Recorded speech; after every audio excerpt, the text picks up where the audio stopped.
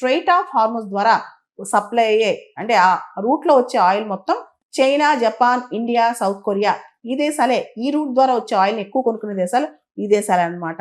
అయితే ఇప్పుడు ఇరాన్ ఈ మొత్తం స్ట్రైట్ ఆఫ్ హార్మోన్స్ని బ్లాక్ చేయడం వల్ల ఇరాన్ కూడా ఆర్థికంగా పెద్ద దెబ్బ. ఎందుకంటే ఇరాన్కి ఎక్కువగా ఆదాయం వచ్చేది చమురు అమ్మటం వల్లే, ఆయిల్ అమ్మటం వల్లే అనమాట.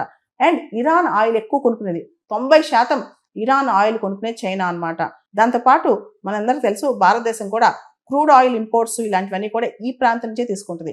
ఎక్కువగా ఒపెక్ దేశాలు, ఈ మిడిల్ ఈస్ట్ దేశాల నుంచే క్రూడ్ ఆయిల్ కానీ ఎల్ఎన్జీ కానీ ఇక్కడి నుంచే కొనుక్కుంటుంది అనమాట. స్ట్రైట్ ఆఫ్ హార్మోన్స్ విడ్త్ అనేది టోటల్గా 33 కిలోమీటర్స్ ఉంటుంది. కానీ షిప్స్ వెళ్ళే రూట్ మాత్రం అక్కడ షిప్స్ పెద్ద పెద్ద నౌకలు, కమర్షియల్ షిప్స్ ఇవన్నీ వెళ్ళే విడ్త్ మాత్రం కేవలం 3 కిలోమీటర్స్ అనమాట. అంటే చాలా ఇంపార్టెంట్ చోక్ పాయింట్. అండ్ అది క్లోజ్ చేయడం చాలా ఈజీ. ఎందుకంటే 3 కిలోమీటర్లు బ్లాక్ చేస్తే అయిపోయింది. 3 కిలోమీటర్స్ బ్లాక్ చేస్తే ఇంకా అక్కడి నుంచి ఏ షిప్ బయటికి రాలేదన్నమాట. సో స్ట్రైట్ ఆఫ్ హార్మోన్స్ని బ్లాక్ చేయడం, క్లోజ్ చేయడం చాలా తేలిక అనమాట. Blocking or disturbing the strait of Hormuz is very very easy అనమాట.